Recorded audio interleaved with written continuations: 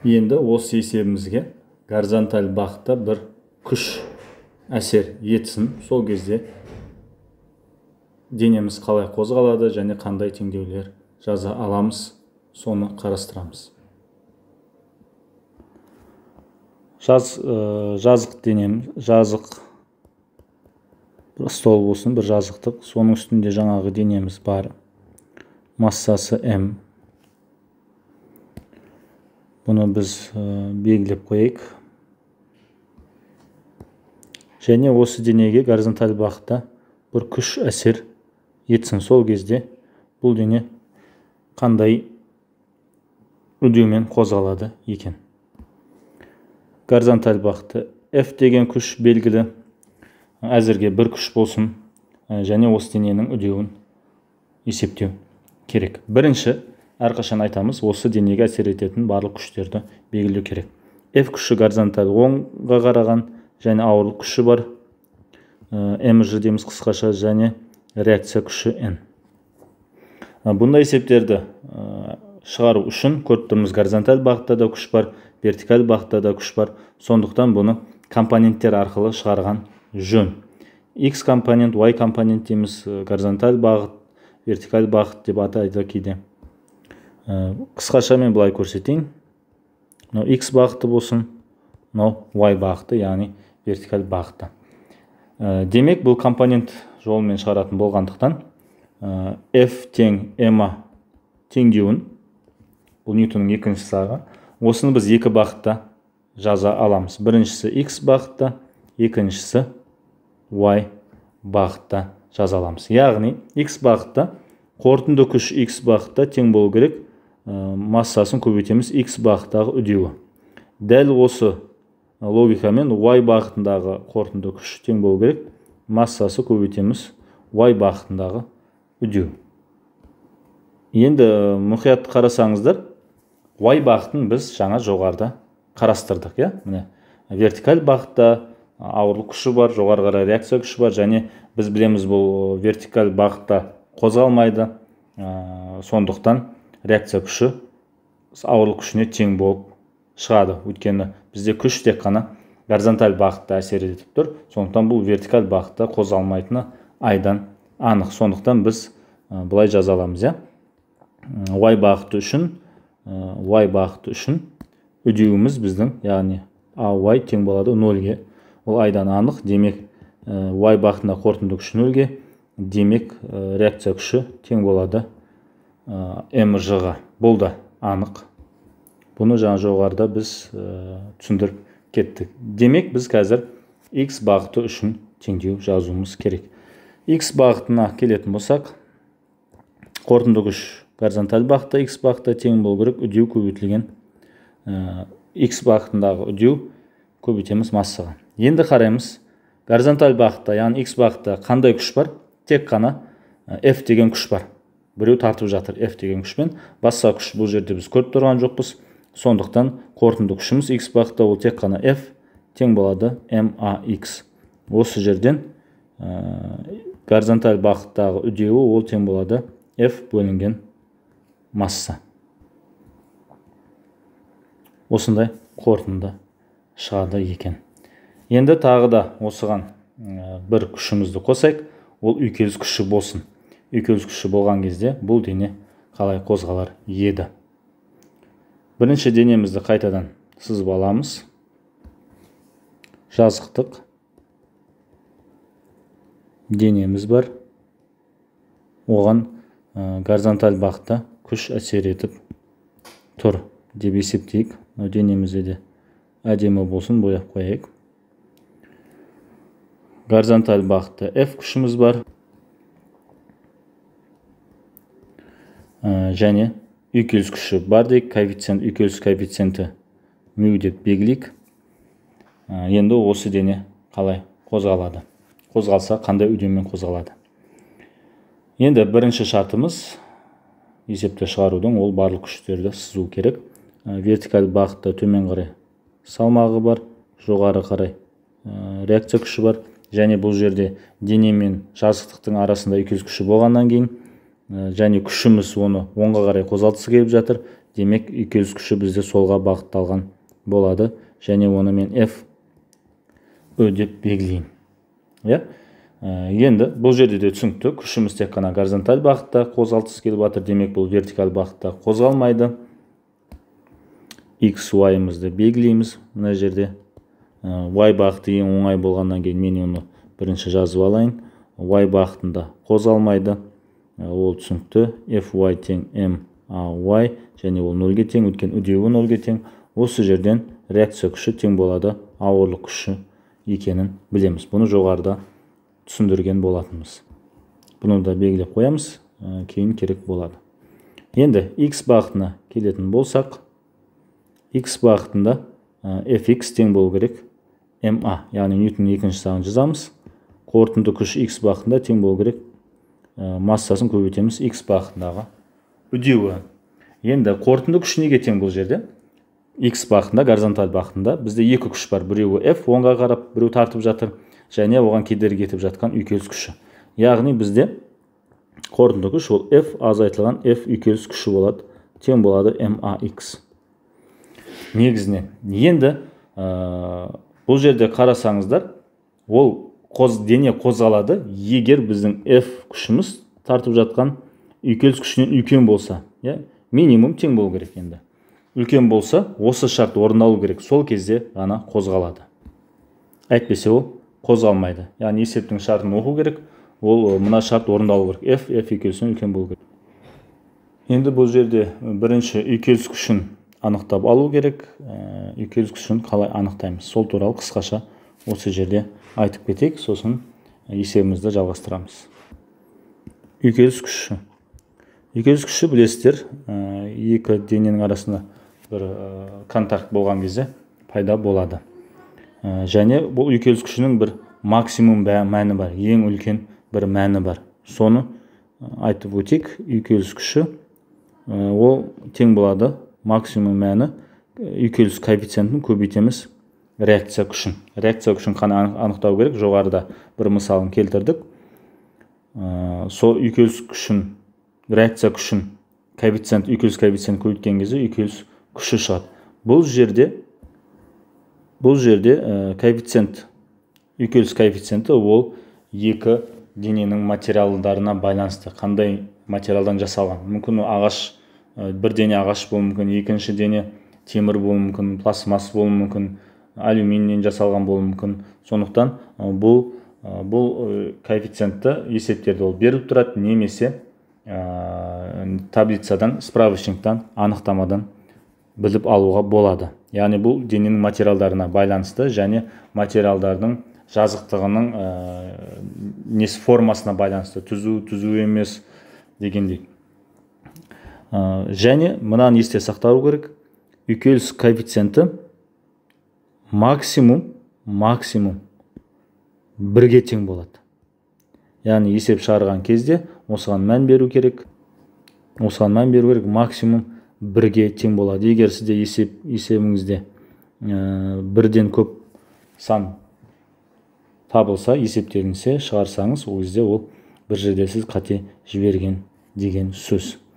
Енді реакция күші ол жаңағы денеге, жазықтыққа перпендикуляр бағыттағы денені көтеріп тұратын күш. Ұмытпаңыздар, перпендикуляр. Бұның нақты формуласы жоқ. Ол есептің, жазықтықтың қалай орналасқаны, дененің қалай орналасқаны соған байланысты. Жаңағы алдыңғы есебімізді жалғастырайық. Мысал ретінде келтірейін. Егер үйкеліс коэффициенті мысалы 0,2 тең болсын, массасы 2 килограмм болса, демек реакция күші 20 болады. Екінші үдеуін 10 деп есептесек, сол кезде 4 ньютон шығады екен. Үйкеліс күшінің максимум мәні 4 ньютон. Яғни, егер сіз бұл денені мысалы 1 ньютонмен тартсаңыз, бұл дене қозғалмайды. Өйткені үйкеліс күші 4-ке тең, максимум мәні. Егер сіз 1 ньютонмен оны қозғалтқыңыз келсе, ол әрине қозғалмайды, және үйкеліс күші ол да 1 ньютон болады. Мысалы, сіз күшті 2 ньютонға көбейтсеңіз, ол қозғалмайды, бірақ үйкеліс күші үлкейеді. өседі және ол да 2-ге тең болады. 2 ньютонмен тартасыз, 2 ньютонмен кедергі етеді және қозғалмайды. 3 ньютонмен тартсаңыз үйкеліс күші 3 болады, қозғалмайды. Тартатын күшіңіз F 4 болған кезде үйкеліс күші де 4 болады, қозғалмайды. 4-тен сәл көбейткеніңізде күшті, мысалы 4,1 дейік. Сол кезде үйкеліс күші ары қарай көбеймейді, өйткені осы есеп үшін мысалы үйкеліс күші максимум 4 мәніне жетеді, болды. Одан кейін сіз тартатын күшіңіз көбейткен кезде, сол кезде ол қозғала бастайды. Яғни бұл есепте сіздің тартатын күшіңіз 4 ньютоннан көп болу керек, егер дененің қозғалғанын қаласаңыз. Жалғастырамыз. Жоғарыдағы теңдеуді қайтадан жазамыз. F азайту үйкеліс күші тең болады MAX.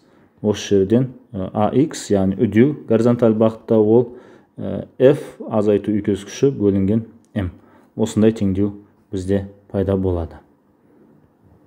Осындай үдеумен қозғалады.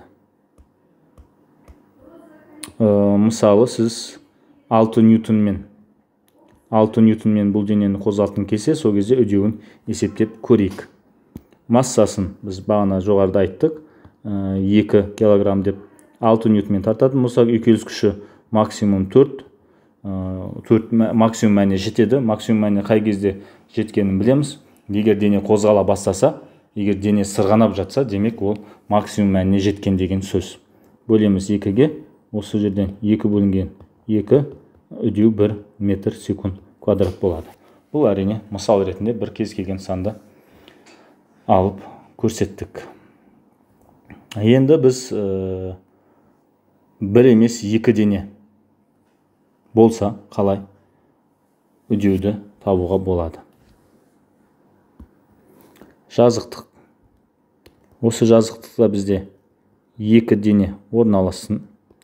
Біреуі М2 болсын, массасы жіп арқылы байланған, екіншісіне М1 болсын. Және бұл денелерге горизонталь бағытта оңға қарай М1 денесіне бір күш әсер етсін. F деп белгілейік. Үйкеліс коэффициенті белгілі берілсін, өйткені үйкеліс бар деп есептейік. Және М1 бірінші дененің массасы 2 килограмм болсын, екінші дененің массасы 1 килограмм болсын. Мысалыға, бірінші дене мен жазықтықтың арасындағы үйкеліс коэффициенті 0,1 болсын, екінші дене мен жазықтықтың арасында үйкеліс коэффициенті 0,2 болсын. Мысалы ретінде, еркінсу үдеуін біз 10 деп есептейік. Сұрақ үдеуді табу керек. 2 денеміз бар, жазықтықта бір жіп арқылы бірін-біріне байланған, және бірінші денені оңға қарай F деген күшпен, ол F күші де 10 ньютон болсын. Мысал ретінде, 10 ньютонмен тартқан кезде бұл жүйе, бұл денелер қандай үдеумен қозғалады. Сұрақ осындай. Және бұл жерде ескеру керек, жіп созылмайды. Бұл берілген есепте жіп созылмайды. Енді біз не істейміз? Бірінші қадам, ол 2 денеге әсер ететін күштерді толықтай сызуымыз керек. Толықтай және қатесіз сызуымыз керек. Бірінші денеден бастайық. F күші оңға қарай әсер етеді, төменге қарай салмағы әсер етеді, жоғары қарай реакция күші әсер етеді. N1 дейік, өткен 2 дене бар, сол үшін 1 деп атайық. Және оны сол жаққа қарай жіп тоқтатысы келеді, қозғалысына кедергі етеді. Демек, оны 1T деп белгілейік. Және үйкеліс күші бар, үйкеліс күші де оны тоқтатысы келеді, артқа қарай F үйкеліс 1 деп белгілейік. Басқа күштер жоқ сияқты.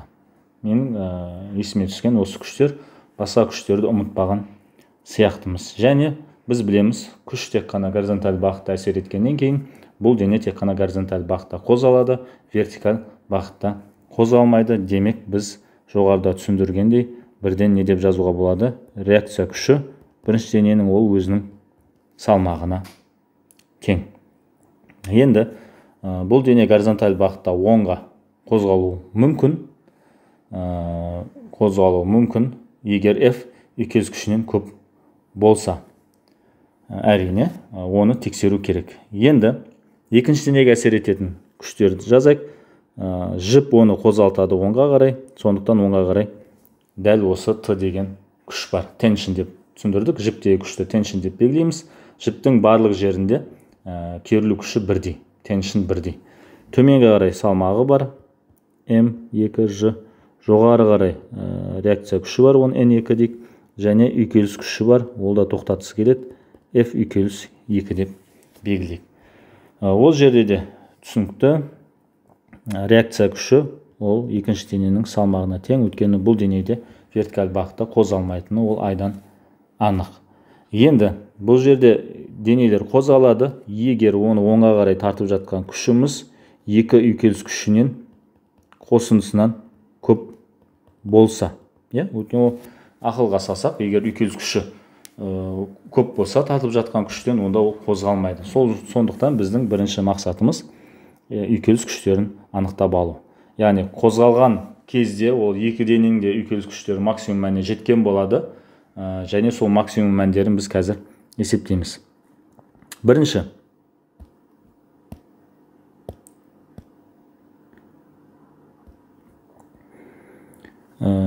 үйкеліс күш, бірінші үйкеліс күш жазайық. Егер ол максимум мәніне жетті, яғни қозғалып жатыр деп есептесек, коэффициент, үйкеліс коэффициенті көбейтеміз N1-ге, реакция күшін көбейтеміз. Реакция күші ол білем, жаңа айтып кеттік, ауырлық күшіне тең. Осы жерден қазір сан мәнін есептеп алайық. Коэффициент, үйкеліс коэффициенті бізде 0,1-ге тең. Бірінші дененің массасы 2 килограммға тең, еркіндісі үдеуі 10-ға тең. Осы жерден бірінші дененің үйкеліс күші максимум 2 ньютонға тең болады екен. Енді екінші үйкеліс күшін есептеп алайық. Оң жақта үйкеліс коэффициенті көбейтеміз өзінің реакция күші, ол да өзінің ауырлық күшіне тең. Жоғарыда айтып кеттік. Осы жерден коэффициент 0,2-ге тең, массасы 1-ге тең, еркіндісі үдеуі 10-ға тең. Екінші дененің үйкеліс күші максимум ол да 2 ньютонға тең болады екен.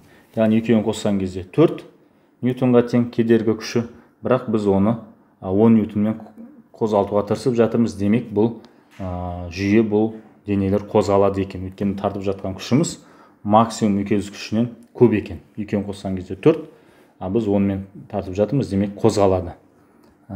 Қозғалатынын біз анықтадық. Енді екі дене үшін Ньютонның екінші заңын жазамыз. Бұл жерде екі дене болғаннан кейін Ньютонның екінші заңын 2 рет жазамыз. Бірінші дене үшін, бірінші денеге мұқият қараймыз. Горизонталь бағытта жазамыз. Өйткені вертикаль бағытта қозғалмайды, ол түсінікті. Горизонталь бағытта оңға қозғалу мүмкін, қозғалатын дәлелдедік. Горизонталь бағытта F деген күші бар, сол үшін қозғалады. Бірақ жіппен үйкеліс күші оған кедергі етеді. Демек, горизонталь бағытта қорытынды күш бірінші дене үшін, мен белгілеп қояйын, бірінші дене деп, ол Fx горизонталь бағытта бірінші дене үшін, бірінші дененің массасы және бірінші дененің үдеуі. Дұрыс қой? Горизонталь бағытта қорытынды күш бірінші дене үшін, ол F, оңға қарай жіп кедергі етеді және үйкеліс күші де кедергі етеді. Тең болады M1 және X бағыттағы бірінші дененің үдеуі. Енді екінші дене үшін жазайық. Екінші дене оңға қарай қозғалады, өйткені жіп тартып жатыр, бірақ үйкеліс күші кедергі етіп жатыр. Демек, қорытынды күші не болады? Т азайтылған үйкеліс күші. Екінші дене үшін горизонталь бағыттағы қорытынды күш тең болады өзінің массасы, көбейтеміз горизонталь бағыттағы екінші дененің үдеуі. Қорытынды күші ол жіптің күші, азайтамыз үйкеліс күші, сол дененің басқа күштері жоқ горизонталь бағытта. Осындай теңдеу пайда болады. Енді мұқият қарасаңыздар, біз бағана айтып кеттік, жіп созылмайды. Ол не деген сөз? Бірінші дене егер 1 метрге қозғалса, екінші дене де 1 метрге қозғалады. Өйткені жіп созылмайды. Бір шеті 1 метр қозғалса, екінші шеті де 1 метр қозғалады. Ол не деген сөз? Ол деген сөз екі дененің әрқашан жылдамдықтары бірдей болады және үдеулері бірдей болады. Мынау бірінші дененің X бағыттағы үдеуі, екінші дененің X бағыттағы үдеуі екеуі бір-біріне тең екен. Сондықтан мен қысқаша А деп жазайын. Бірінші теңдеуімізді қайтадан жазамыз. а деп белгілейін, өйткені үдеу бірдей. Екінші теңдеуді біз астына жазайық, ыңғайлы болу үшін М2А. Үдеулер бірдей. Ал ары қарай барлығы математика. Біз мысалы екі теңдеуді қосатын болсақ бірін-біріне, тылар қысқарып кетеді.